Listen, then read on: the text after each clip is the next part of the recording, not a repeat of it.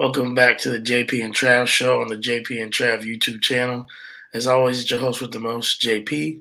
And to my right, my esteemed co-host, brother, and friend, Travis J. Davison. Travis, how you feeling, man? Man, I'm doing all right. It's one of the great sports days that we have. The kickoff of March Madness, always a good time. Sooner Diamond Sports doing well. OU softball doing their thing, no doubt. Baseball loses a tough midweek, but they're still 6-0. In the Big 12 after two series sweeps over the highest-rated RPI teams in the conference. So. Looking forward to seeing some games this weekend for both of those teams. Spring football's in. It's really cool seeing all the pictures of them on their mission trips with the Soul Mission. That's been really cool. But yeah, excited to get back in the swing of things. Excited to get back with our folks on the show. Excited to get back with you, man. Yeah, 1,000%. How's your family doing? We're still going through some funeral planning and whatnot. We'll be doing that on Friday, next Friday. It's complicated because this particular aunt, she's getting buried in Minnesota, where she's from, her hometown.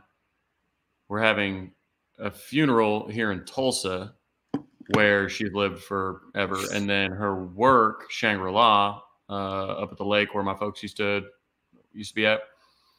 They're doing a celebration of life thing after the funeral in Tulsa. So it's gonna be very busy next Friday, no doubt. So we will be opting for the 9 p.m. slot absolutely next week because I'm gonna get some rest ahead of Friday. So appreciate you asking. Appreciate Preston asking. But yeah, it's ease what it is, unfortunately. But we're getting all through it. How you doing, man? Yeah, no, been praying for you guys for sure. Know that was an abrupt, not being able to go on last week, but just glad to hear you guys are doing okay. Obviously, sorry about everything, but glad you're back with us, as you said. I'm doing good, man. Just trying to get into spring season for my sports program and look into the summer and the fall for us and what's next. I got a lot of people asking me about what my plans are for next year. I'm going to coach again. A lot of people are itching for me to want to go back-to-back state titles, and we're going to be pretty short-handed next year. We lose a lot with 5 seniors, but yeah, that decision is still been there. Why don't you just hit transfer portal? Huh? I gotta switch over my mic. Oh yeah, you lagging a little bit. I said, why don't you just hit the transfer portal? Yeah, we're gonna do some recruiting. We're gonna within the state association rules, of course. Man, the chat's already on. Man, they're trying to fire Porter. They're trying to hire a guy for a job that's not available. Oh, what they want? They want Calipari or Will Wade. This cracks me up. This is the Justin Fields situation where everybody. I mean, not to say that Porter's going to be gone like Justin Fields is, but like everybody was like, "Man, I can't believe Justin Fields is not here, not doing it." Like at the time, they had no intentions on trading Justin Fields, or at least Justin Fields was still employed. Porter Moser is employed. Like, there is no reason to believe that Porter isn't going to be the coach in 2024. Now, he has as many postseason and conference tournament wins as Calipari does this year. So, I mean, I don't know. It depends on if you, I don't know if that's how you measure things, but yeah, I absolutely believe hot seat season coming. Like, y'all know me, I am almost blindly supportive of every single coach at OU. I am still supportive of Porter Moser, but I think that even Porter would admit that it's a hot seat season, that it hasn't been good enough. I think he would honestly say that.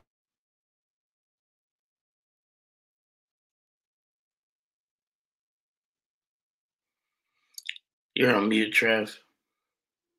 I keep on my mic kept on getting unplugged. Yeah. Yeah. So I think Porter's gonna be fine. There was improvement. Here's the thing: we live in such a binary society where it's Coke, Pepsi, Republican, Democrat, hot, cold, Target, Walmart. Like for some reason those are all red versus blue, but it's all one or the other, and that lacks context. Porter we had a big improvement this year, right? I mean, you can say, hey, we didn't make the tournament, so we didn't improve. It's just not the case. It was our first 20-win season since 2016. Mm-hmm. Like the 2016 team that went to the Final Four. And we won 8 games in the toughest conference in the country. It's more than last year. Yeah. And they added the number 1 team in the country in Houston to this conference. Yes. Added BYU, who's another tournament team, to this conference. So I get it. It's got to be very binary. You either make the tournament or you don't make the tournament. I get it. But we do have to appreciate the growth. Now, if he doesn't, here's the thing. The margin was so thin that we didn't make the tournament. If you don't make the tournament next year, then there has not been growth. So that's safe to say, right? If you finish 69th and you don't finish 68th or better than 69th next year, then yeah, I think you might move on. My issue is, like, if Porter leaves, somebody's got to pay that buyout to us. Yeah. Which we can then just go use to either pay somebody else's buyout or go get a coach. I am a bit hesitant, and I know people have already hired him in their heads, but everybody's saying just go get Kellen Sampson and bring Quantus White and Hollis Price with him. That has to be. Does he want to leave Houston? Right, like they have to want to leave the number 1 team in the country as assistants. They want to. They are. Are we positive that they want to leave that situation? Number 1 team in the country. Houston basketball is packed out every single night. Like they've got good NIL support. Like if you're Kellen and you still know you might be, I mean, he's the coach in waiting at Houston. So if Kelvin wins a title this year and rides off into the sunset after his first title and Kellen's the head coach, all right, back to the drawing board. I think it's tough. You can't always just say, oh, go get that guy played here, so he wants to coach here. Mm-hmm. And all of his assistants want to coach here too. Mm-hmm. Now, he very well could. I'm just saying you can't assume that no matter what just because he played here. You know what I mean? Yeah. Indeed. But oh yeah, Jordan, I'll have to throw on the rave.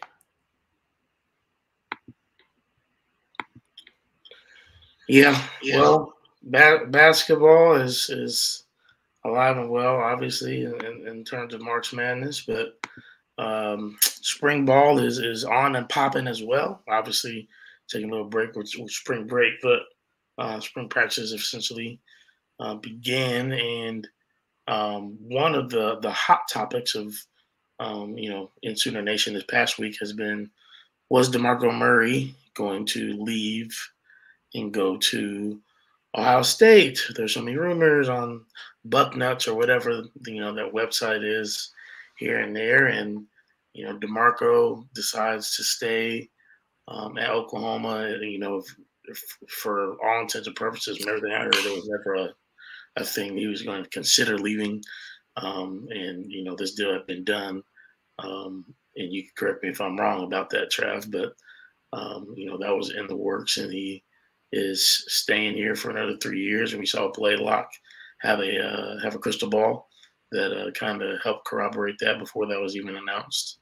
And so we get to keep a guy who's done nothing but a great job at the running back position, not only in recruiting, but I would say in production as well.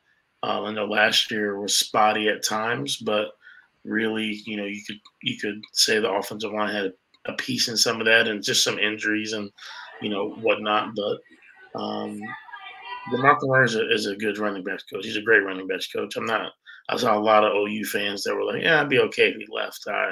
I'm not on that wavelength. So no, that's the thing. And I wanted to touch on one thing that Topher said. I don't think McCollum is coming back based on what guards OU is reaching out to. Los would probably be the guard that you'd have to replace.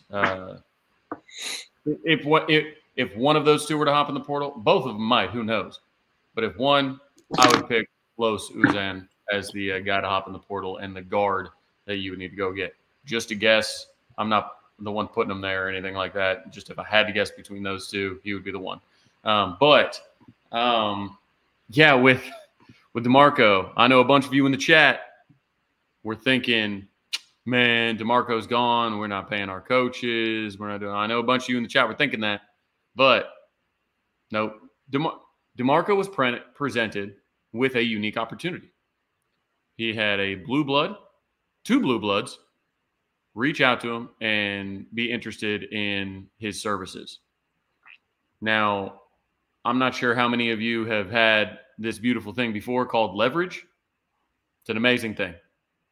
You take that leverage to your bosses and say, hey, look, like these people are after me.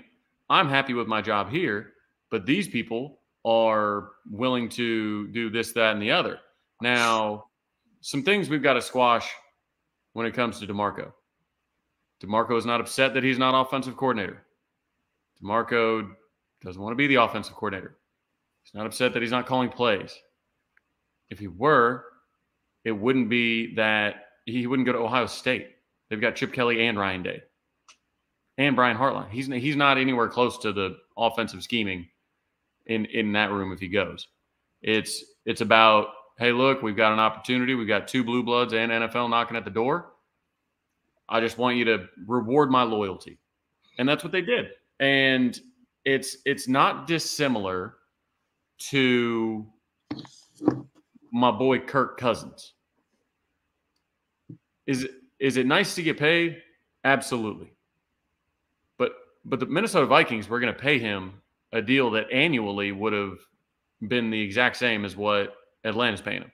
It's the 4 years. You want that security. You want that 3-year contract. That's what it is. You give that guy a 3-year contract, he's like, cool. You are rewarding my loyalty. And he's got, like I said, school-age kids. He's got, I don't like counting in other guys' pockets, but he made a lot of money in the NFL. That's all public information. He's been very smart with it by all, reports. And there's no – I didn't think he was ever a risk of leaving. I know the script that went out on Twitter that, like, 9 different people tweeted, this got a lot closer than you think. This was way closer than people will think. This is close. This was close. This was close. This was close. Yeah. I get it. But I don't think it was ever happening because I don't think that Josie ever would have let another blue blood come and steal your legacy, all-American type OU legendary linebacker that came back to be a coach. Like, that's a bad look if they go take that guy from you. Yeah. You know what I mean? So it's like same position too. Same position, coach. Right. As a lateral move. So like that's just a bad look. So I don't think Josie was ever going to let it happen. So again, everybody can say, "Oh, it was close. It was close. It was close." I don't think it was. Personally, I don't think it ever was. 129 has a question. If God forbid Jack Naro goes down, do you think we'd send Hawkins and burn his red shirt, or do we send in Thompson? I cannot see them burning Hawkins' red shirt. I think it matters when. if we're talking, I don't know, because keep in mind Casey Thompson's not going through spring.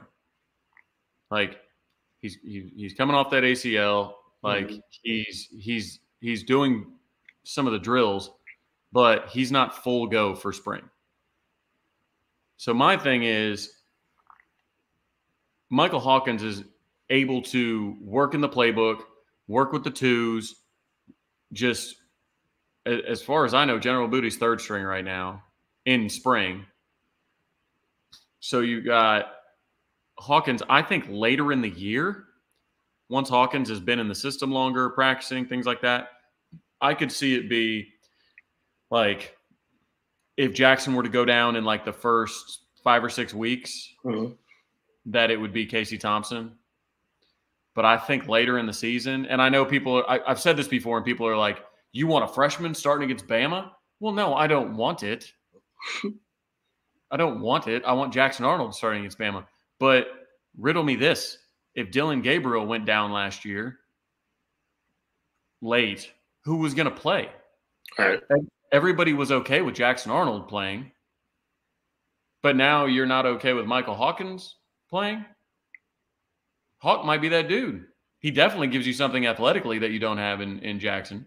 Not to say Jackson's a bad athlete by any stretch, but Hawk is a plus athlete. Yeah. So I don't think that, I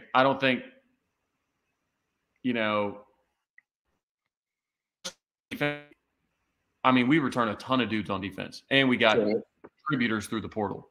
So I think by the end of the year, I'd be comfortable with Hawkins being number 2 later in the year because, through all words coming out is like he's been that dude lately. Yeah. And so I don't know. I just don't think – I think early in the year you have Casey Thompson who's played a lot of football. And I think Casey Thompson is really good for Oklahoma. Let me get this straight. I think Casey Thompson is very good for Oklahoma. I think he provides a security blanket of a guy that's played a lot of football. But this man is in his 7th year of college football. Just got back from FAU. He's played at a lot of places. He's fresh off an injury. If it comes down to who do we want to get some burn, give me the guy that has a future at OU. Yeah. Give me the guy that isn't just steady Eddie back there saying, okay, we're, guys just seen a lot of football, so we're going to throw him back there. Cool. Like, I would rather have the guy with the high upside in Michael Hawkins Jr. later in the season. I think during this spring, I think he's showing people that he's going to bust his tail to make sure that he's ready in case his name's called on. And he's got, like I said, he's got the advantage of being healthy right now in case he isn't. Yeah. Yeah, I hear that. That makes sense. I mean, I definitely get having the guy that you feel like is going to be able to develop more, get some time if Jackson Arnold goes down. Let's pray that doesn't happen. Right. Well, it's the same way I feel. I mean, I keep saying it about the defensive lineman. Like, I would rather, instead of going in the portal and getting a, 3rd string defensive lineman from another school to come and play the interior and take up another scholarship that potentially will lose us. I don't know. We've still got to lose. Connor Neer's off scholarship now. Yeah. We've still got to lose like 8 or 9 dudes off of scholarship before fall. So if we go take a defensive lineman, then you're costing yourself another player. Simple as that. And by the time you get through, so start at like, just in your head, I don't want people sharing it, but like, if you take the bottom 8 players on our roster that you want to see leave from like a playing time perspective, that you're like, hey, look, if we've got to cut, we'll cut these. Well, you start to creep up here. Well, if you add another spring portal or two, you got to keep cutting into that. Yeah. Because the scholarship numbers, they're finite. So you got to keep that in mind. So that's how I feel about that is if you're going to give the opportunity to somebody, give it to David Stone, give it to Jaden Jackson, give it to Nigel Smith. Let those young dudes go develop because that's the future of our team. Go let them play. So it's like with Casey Thompson, he's not taking a scholarship because he's walk-on, but invest in the dudes that are going to be with you for the next 3 or 4 years. Yeah.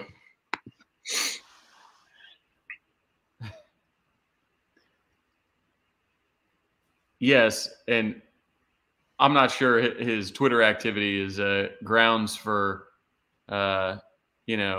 processing him. I mean, he's brought in. He's a big body. He's played some football. He's at a position where we're very thin. So I don't, regardless of Twitter activity, I don't think we're going to be processing any interior defensive linemen. Right. I could be wrong, but yeah, Jimmy said we're in trouble if Jackson goes down. Oh, absolutely. I agree. But in the portal era, name me 5 schools in the portal era that would be fine if their starting quarterback went down. You can't stack depth anymore. They'll just leave. I mean, Texas fans will tell you they're good. They may be better if Quinn goes down. Maybe Oregon with Dante Moore behind Dylan, Austin Novosad behind him. I don't know. I'm trying to think of anybody else. I mean, everybody else going to get portal quarterbacks. Yeah. So that's the thing. In saying that we're in trouble if Jackson goes down, yeah, every team in America is in trouble if their starting quarterback goes down.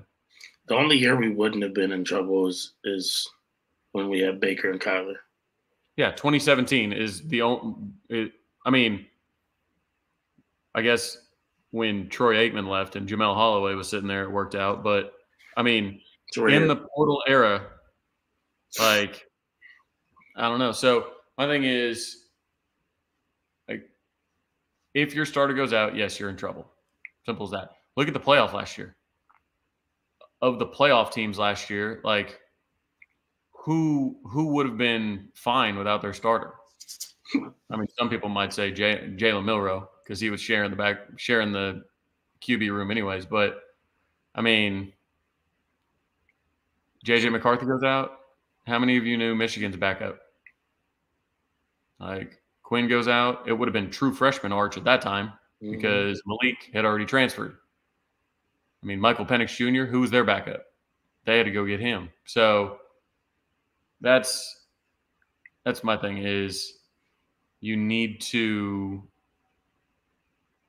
understand it's just really hard to stack quarterback depth in the portal era.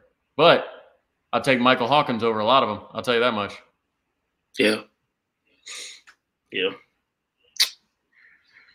All right, guys. Appreciate the questions. We're going to continue. If you guys have more questions today, we'll break off from what we're talking about to answer them, and if we need to. But did want to go ahead and talk about since we're in spring ball, really talk about just the depth chart as currently constructed, or at least the roster and what it currently looks like. And so I figure we can start on the offensive side of the ball.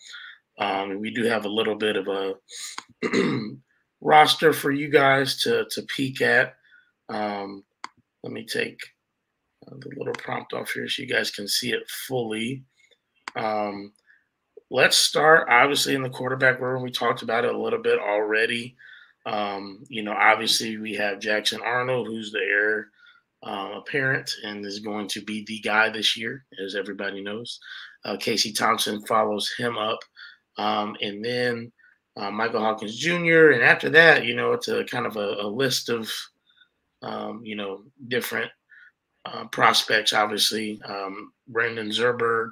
I know that was a name that a lot of people were excited about, just from somebody who could be a quality depth piece in the future. He's And from what I'm reading, he's I think it was OU Insider that was saying that he is still learning the playbook right now. I mean, it's not that easy of a playbook. mm-hmm.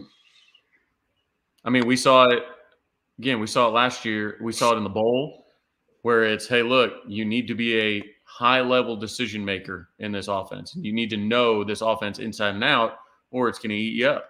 Yep. I mean, in the bowl game, Jackson's got all of the arm talent in the world, and he just made some poor decisions. But that's going to come with reps, and so that's where Zerbrug is right now. He's getting through it, but he was highly productive. He's excited to be there. I mean, I think he'll be a good depth piece moving forward. I mean, you like his size, 6'2", 204 as a freshman. It's not bad at all. No, that's real good. At that position, especially. So, yeah, I mean, this obviously got General Booty too, but GB. I feel like that's somebody, I don't know about you, Trav, but I know we didn't necessarily mention him in the conversation earlier between like Casey and him, like with Michael Hawkins. Like if Jackson Arnold did go down, does General Booty have something to say about, I know everybody's expecting Casey because of all the experience he's had, and certainly maybe you feel like if they feel good about General Booty, they don't bring Casey in, but Casey's a PWO, right? Casey's a PWO. General's on scholarship, but with General, he has been in this offense longer than anybody. Like, it's like he's ran the scout team. He's got the reps with the scout team. He can spin it. He was out of the baseball game throwing hot dogs. Like, I'm a big General Booty guy. So, of course, I want, if it comes down to who takes reps besides Jackson, I want it to be Michael Hawkins Jr. I think that dude's ceiling is crazy high. I think he's got a big-time future at Oklahoma. I think athletically he brings something to that room that we don't have. But if you're looking for a guy that knows the offense, General Booty is that man. I think Topher asked a good question. Instead of adapting his playbook to what Levy ran with what he ran in North Texas, I mean, as far as everything I've heard, certainly he's going to keep a ton of concepts, that come from the same tree. But definitely, I think that, what's the word?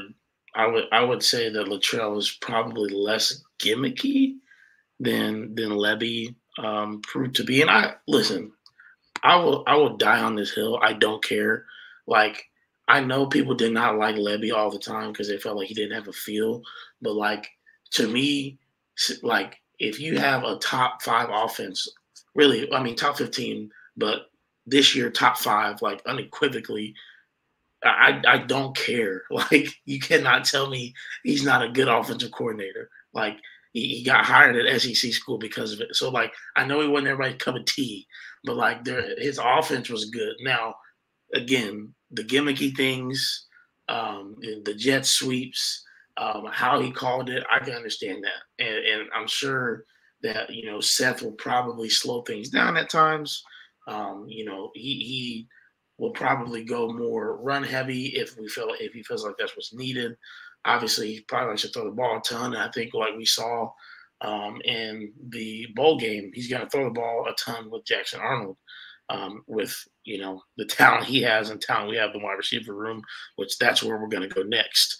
But anyways, stepping off of that, yeah, that's what I think about that. Yeah, I think you got to look at Seth's history, especially with Bill Bedenbaugh, his brother-in-law. These guys like to run the ball. There's no doubt. They were run game coordinators together. They've coached at other places. Offensive line coach while he was running backs coach. Like, he's essentially been a running back, tight end, offensive line type guy his whole career. So there's a reason we went and got a quarterback coach. And I know a lot of the concern was, hey, Levy was the quarterback coach. He left, and we promoted an offensive coordinator that doesn't have any quarterback coaching experience.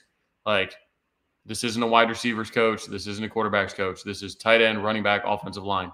So, yes, it's going to be Levy's language. It's going to be that scheme, essentially. But, yes, I think you see more – I think it looks more like a guy that comes from tight end, running back, and offensive line background is what I think. As far as Jordan C. says, will we slow down? I think that comes down to kind of what Indy was saying about feel. There were times where we'd slow down, but then when we were begging them to slow down, when we had like a lead in the second half, and we're like, why are you snapping the ball with 20 seconds left in the play clock? That's the feel type of stuff that you kind of trust Seth Littrell with a little bit more. I think I've heard Teddy say it, but it's, you want to use speed as a weapon, not as an identity. So I think we still want to have the ability to go fast. But a lot of it's going to be, I mean, we saw it last year. You can go as fast as you want. All the other team has to do is fall over and grab a knee, and now your up-tempo doesn't matter anymore. So I do think until there's a rule change, I think the up-tempo stuff, because here's the thing. Since there's been no rule change, trust, you will see more of it. Like, nobody was getting in trouble for flopping last year, and it was slowing down offenses. Well, if they're not going to get in trouble this year, it's a copycat league. People are going to be like, oh, well, the easiest way to slow down a tempo offense is just go to the ground. Yep. So I think the option of slowing down will kind of be forced on us, because I think that if we do get going too fast and have success with it, that other teams are just going to fall over. Now, I don't know if the SEC does that quite as much. I do remember, I think Ole Miss did it. Who did it to Ole Miss? Because Lane was yelling at somebody about it. Who was that? It was late in the year. I don't know. Was it an SEC game? Was it Florida? That might have been it. I don't exactly remember the team, but I remember what you're talking about. Him being super upset about that. Yeah. Well, Ebo, Levy would still have Farouk running go routes on the outside in 24 if he were here. Yeah, it's not his strength. But I think part of it,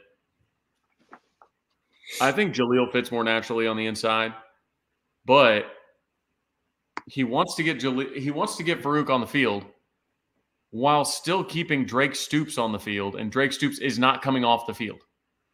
So Drake is your slot guy, typically. So it's like you either put Drake on the outside, who I know y'all think Farouk doesn't belong on the outside.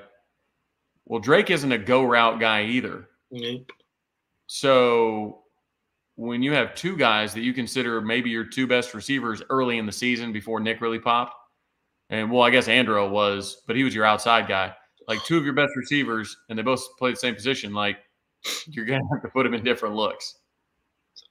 Our receiver room is so freaking good, dude. I'm sorry. It's going to be really good. Like,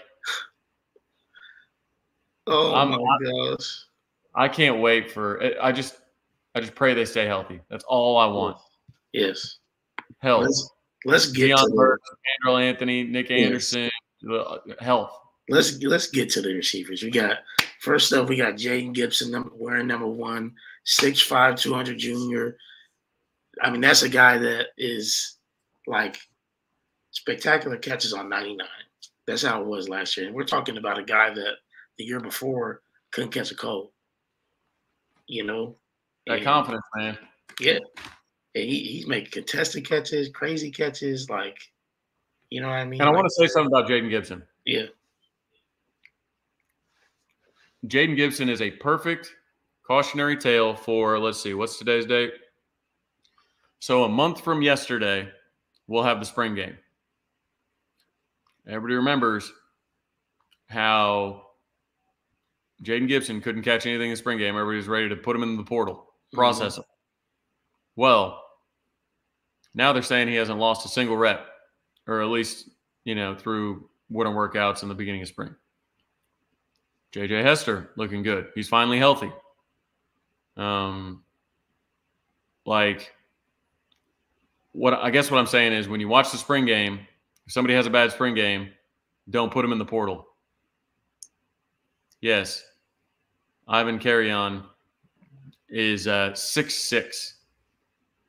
I was walking by Ivan Carrion at OT7 in Austin, and Hispanic dude with a bowl cut walks by 6'6". You're like, it's kind of jarring. And I'm standing next to Parker. I'm like, bro, who is that? He was like, Ivan Carrion. He's committed to Texas Tech. I was like, oh man, well, dude is a tree. And and he was like, yeah, he's good. And then lo and behold, he ends up a Sooner. But yeah, that dude is every bit of 6'6". Every bit of 6'6". He's good. And that's the thing. When you have guys like that, you can have them in packages. Yeah. You can have them in goal line stuff. When you have something different about you physically in your position group, you can carve out a role. Yep. Whether that's Brennan Thompson's speed, whether that's Ivan Carrion's 6'6" frame. Yep. Whether that's, like Michael Hawkins' speed in the backfield. Stuff like that. Like, I think Xavier Robinson. I think him coming in, being 228, I believe it's at Spring Weigh-ins. He's a big old boy. Yeah. So when you look differently, in your position group, you give yourself an opportunity to see the field. Yeah. Yep. 100%.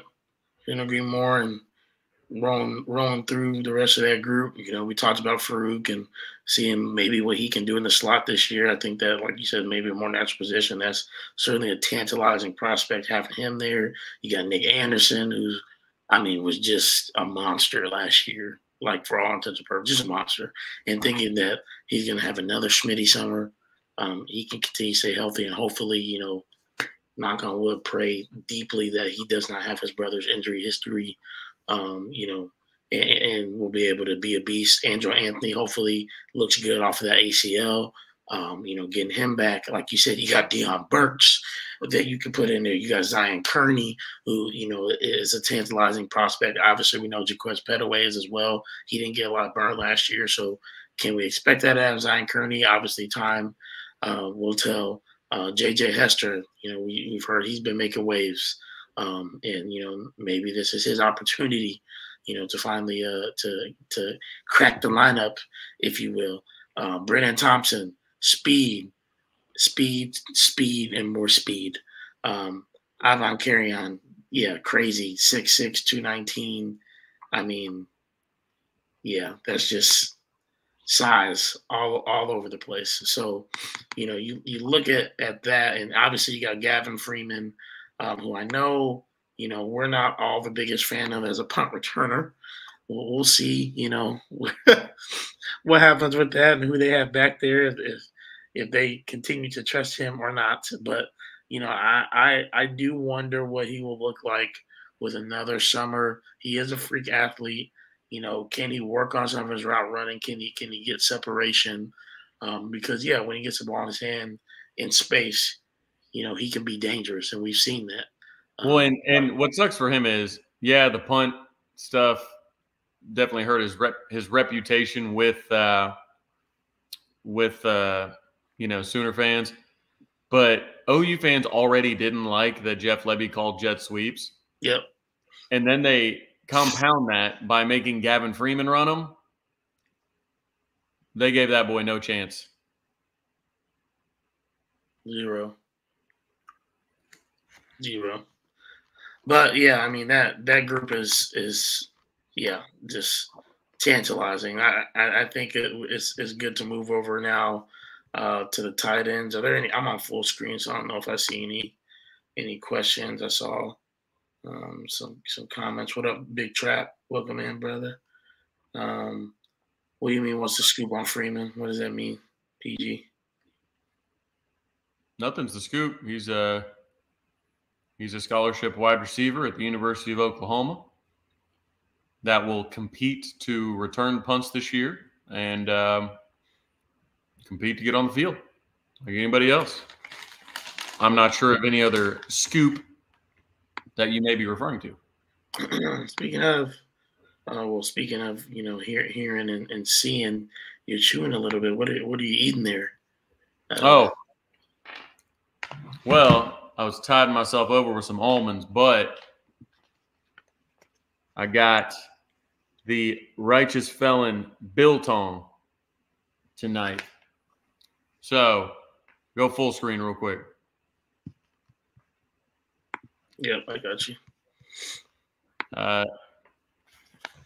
There we are. Biltong from Righteous Felon.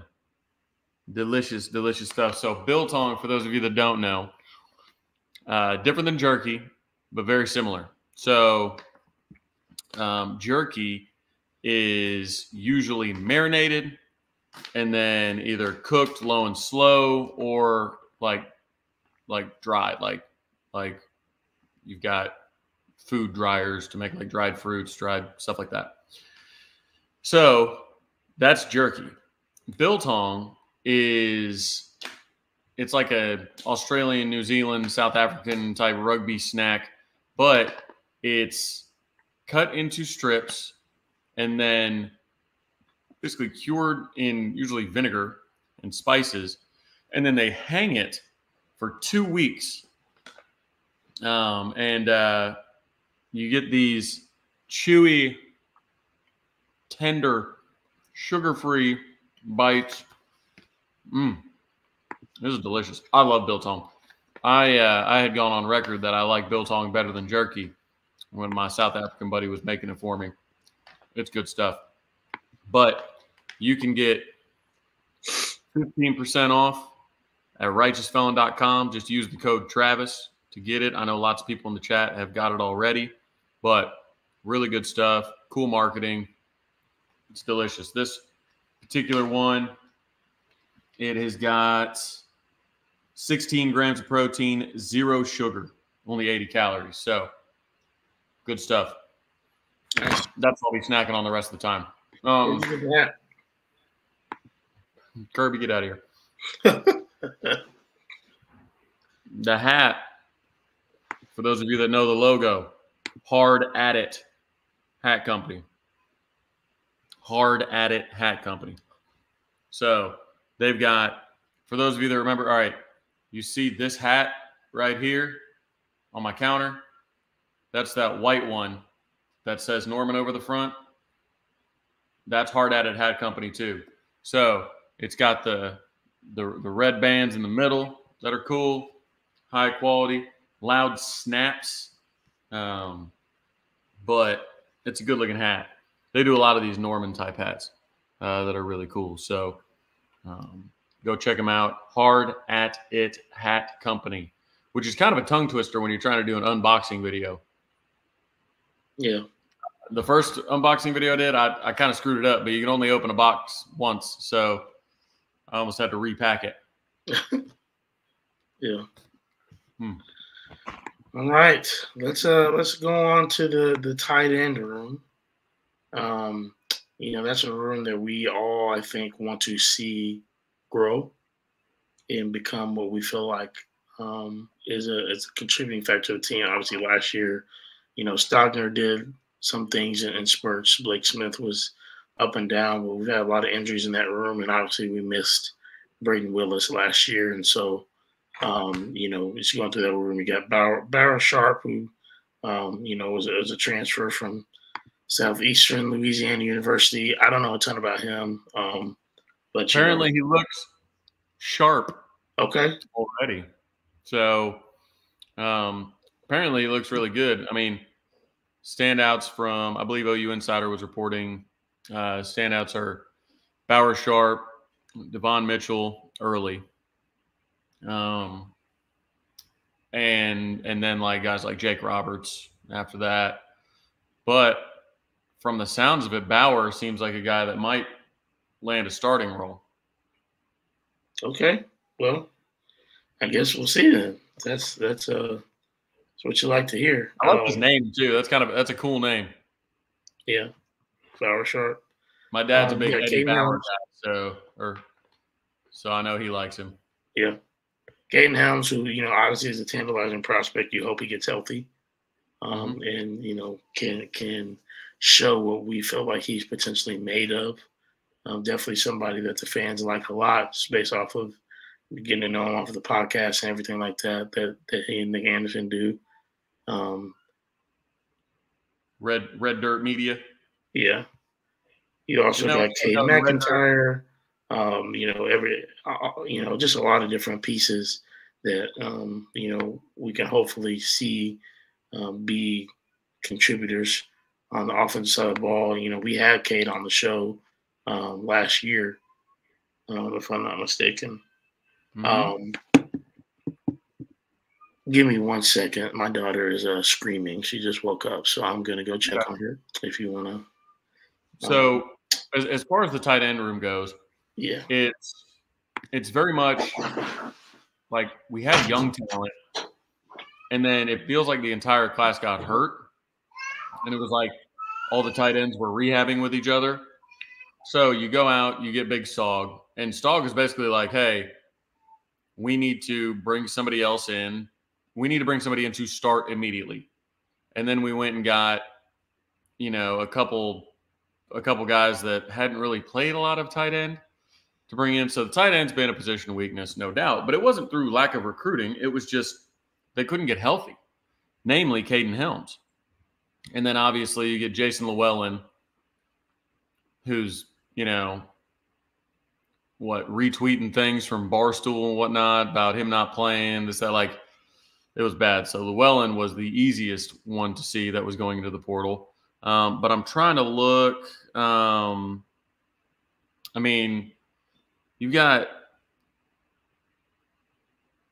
Caden Helms still. I just wanted to make sure still is a redshirt sophomore. He looks like he's going to be healthy. You've got multiple transfers coming in, and you've got two offensive coordinators that were both tight end coaches. I cannot be convinced that a guy who coached Gronk and the man who actually does coach our current tight ends combining to be offensive coordinator won't call any, two tight end sets, won't feature the tight end. The problem with RPOs, it's very tough on tight ends. And Austin Stogner was open a lot last year. I don't know. Dylan had that relationship with Drake, and he was looking for Drake. And it worked because Drake was often open as well. But I think Stogner probably could have put up bigger numbers last year because I think he was open. But, a young quarterback's best friend, you see this in the NFL a lot. A young quarterback's best friend is his tight end, security blanket. So look for Jackson Arnold to use the tight end way more than Dylan did. Boomer 129, the tight end for the state of Nebraska is Cade McIntyre. Super strong for sure. His dad, I don't know if you guys remember the picture of his dad from their visit, but Pops looks like he could strap up and play linebacker for us. He is yoked. He owns a gym up there. He's been training Cade since he was a little boy. You can tell. I mean, Cade's a strong dude. When we ran into him in Nebraska, when Parker and I were up there covering the baseball team in Omaha, he was mad because his brother, who played football at Wyoming and who's shorter, was getting buffer because Cade kept getting taller and taller, and he couldn't fill out his frame because he kept on getting taller and taller. And so it was funny because he was visibly annoyed with it. So now that, hopefully, let's see I forget what Cade is on the he's 6'3", 221. That'll play. Caden Helms measured at 6'5", 240. That's big. I didn't expect that. 6'5", 240. I mean, that's big time. So I think tight end. I think tight end is probably, I'll put it this way, tight end and kicker are probably the two positions I think are dramatically better this year than they were last year. Dramatically. Because I think scheme and talent is better. I love Staub, but healthy Caden Helms, elite, former 5-star Devon Mitchell, Bauer Sharp, Jake Roberts, the transfers. Like, you got 2 tight end coaches as OCs now. I think tight ends are going to be much better this year. And then, boom, we're 129. Gavin Marshall is the kicker that hit the portal. I think Liam Evans is the truth. I think Liam Evans is that dude. So, Gavin, he's a good kicker. He's going to land somewhere. But it's typically for me, and maybe I'm just misreading this, but it's typically for me a good sign when a kicker, like a new freshman class kicker, comes in and you've got one of the upperclassmen hitting the portal immediately after. That, to me, like, I don't think that a kicker that is winning a competition necessarily. I don't think a kicker that's winning a competition jumps in the portal. As far as the kid from FSU goes, no idea.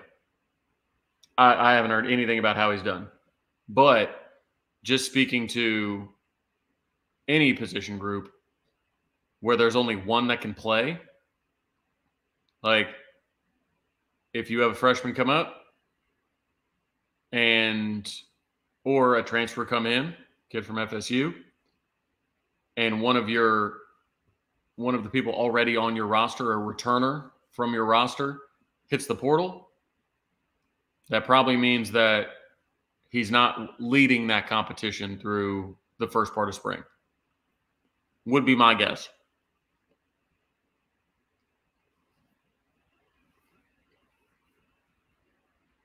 But Zach Schmidt is a fine kicker, but we don't need just fine at the University of Oklahoma. We need good to great. Especially, man, these SEC games, they're going to come down to field goals. I mean, games last year, we missed I'm not sure. Is it Chad will have to help me out with this. Is it every loss over the last 2 years in the regular season we've missed a field goal? Because I know in 2022, every loss had a missed field goal. I'm trying to think of the 2023 losses. I don't know why I can think of the 2022 losses with field goals more than I can think of the 2023 ones. But, yeah. Well, with If they get that defense turned around, maybe if we had got to play last year's defense, it would have been more like, maybe 45, 48. But yeah, I think you've got to have a kicker that you are confident in to go and there were multiple times last year even that we went for it because we weren't confident with our field goal kicker. That's rough. Nope, I hear Maya. Oh man, she's going through it. Poor girl. Indy didn't mute his mic before he left.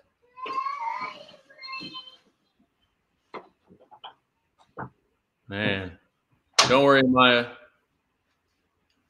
You'll be all right. Apologize about that. You good, man? You need to go. Go make sure she's good. Nah, wifey's in there with her now. Okay. So they were both dead asleep, and then one of them woke up, and the other one didn't. So, oh no. But that's okay. That's life. A lot of y'all know how that is. Yep, I do not yet, but one day. Day. So what did I miss? We're just talking kickers and tight ends. All the exciting things that people tune in for. Yes, kickers and tight ends. So we didn't get to the offensive line yet, or running back.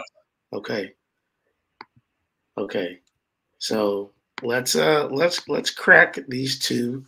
Before we get out of here. Obviously, everybody is concerned, and we talked about this ad nauseum. I feel like, especially in the early winter months, about the offensive line and just losing Caden Green and everything that brought with it, and on top of the Bill Beaton Bow detractors coming out in waves at that. So. A tackle, you got Jacob Sexton, you got Logan Howland, you got Jake Taylor. You have to remind me of the few that transferred in. Their names are escaping me right now. Babechi Weiwu, yes, for Texas, he'll start at guard. Spencer Brown is probably going to start at right tackle. We'll see. Michael Tarquin will probably be kind of a swing right tackle, left tackle, depth piece. And then you've got Garen Hatchett, who came from Washington, who we will see, but probably, he's going to be competing at guard as well. It'll be interesting to see what Troy Everett and Josh Bates do at the center position. But, yeah, you've got talent there. I'll continue to say, I want us to develop the people we recruit. Let them play. Let us have multi-year starters.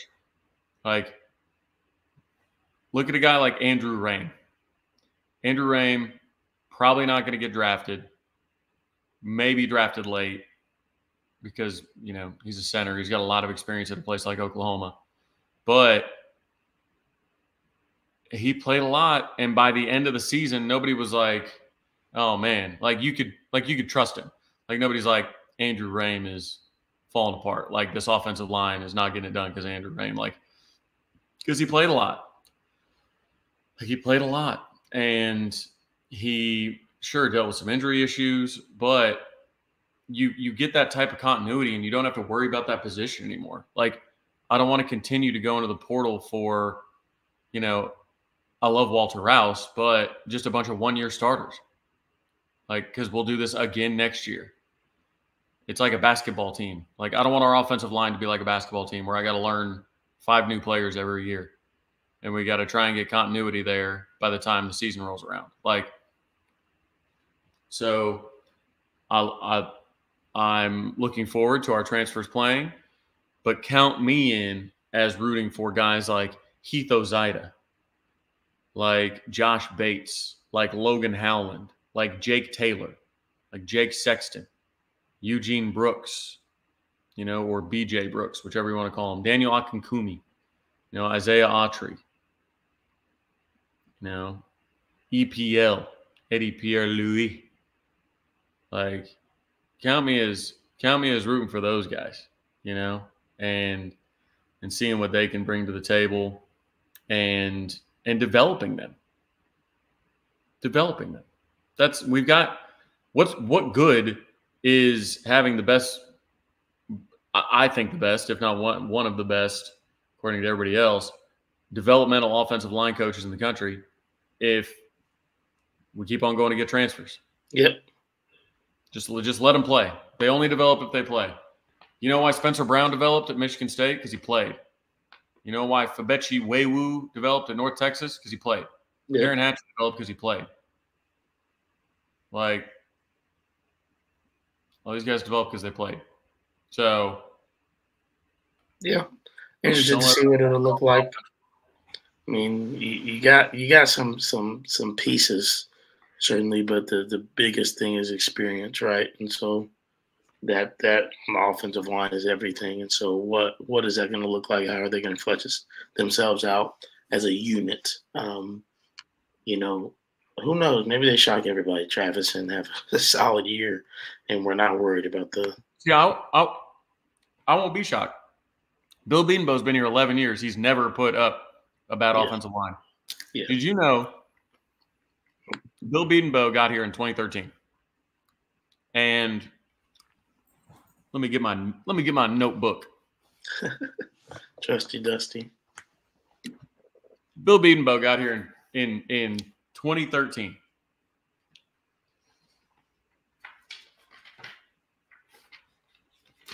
All right. So let's look at the running backs yards per carry. What would you say a good yards per carry number is? 4.5. 4.5? Pretty good yards per carry. Mm-hmm. So averaging 5 for a season would be good. Yeah. Averaging 6 for a season. Great. That'd be great, right? All righty. Starting in 2014, Bill Bedenbaugh got here in 2013. We went Samaje Perine, 6.5 yards per carry. Perine, 6.0 yards per carry. Mixon, 6.8 yards per carry. Rodney, 6.2 yards per carry. Brooks, 8.9 yards per carry. Brooks, 6.5 yards per carry. And then I can't read my own writing. Who is that? Brooks, 6.6. Brooks, 6.3. Gray, 6.4. Oh, Ramondre, 6.6. Sawchuk, 6.2.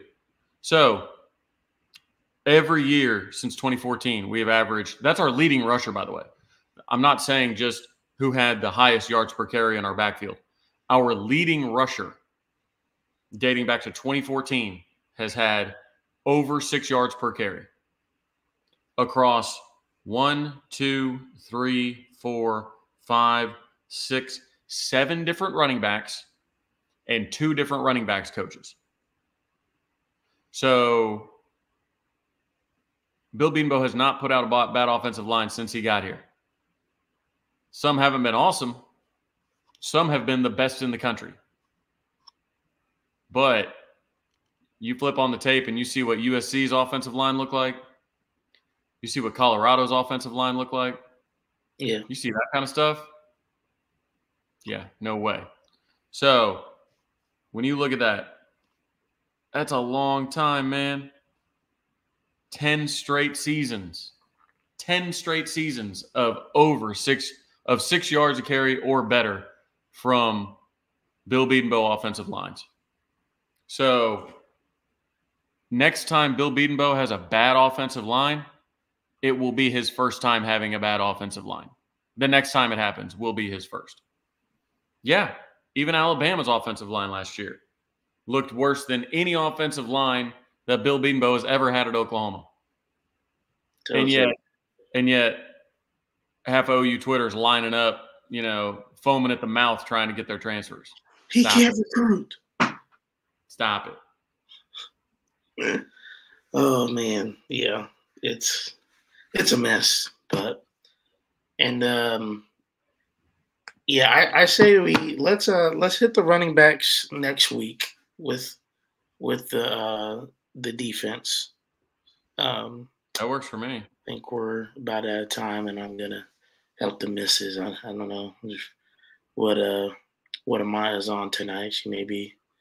I don't think she's sick, but I don't know either. So yes, we'll see. But I appreciate you guys coming out. Thanks for sticking it out with us. Thanks for being with us through everything, the good, the bad, the ugly. But we appreciate you guys' support and looking forward to just continuing to dive into this roster next week. And as we talk about what we expect to see in the spring game, obviously want to have some guests on here, when we can. So, we would have liked to have Mr. Kane on the show, but things happen, and so hopefully we can eventually get him on. But we're looking to get other guests on too to continue to provide great quality content for you guys. So we appreciate it. Trav, what you got for the people, man? Nothing. Appreciate you guys. Again, go to righteousfelon.com. Use the code Travis at checkout to get 15% off. That biltong is dope. And they cut it so thin, it fills the bag nicely. That's a lot to snack on. But anyways, no, appreciate you guys for coming out as always. Sorry I wasn't able to be with y'all last week. We'll continue to try and stack good days and try and be back here next Thursday at 9:00. Yes, sir. Absolutely. Well, I appreciate you guys. I appreciate you, JP. See you guys next week. You too, brother. See y'all next week. Boomer.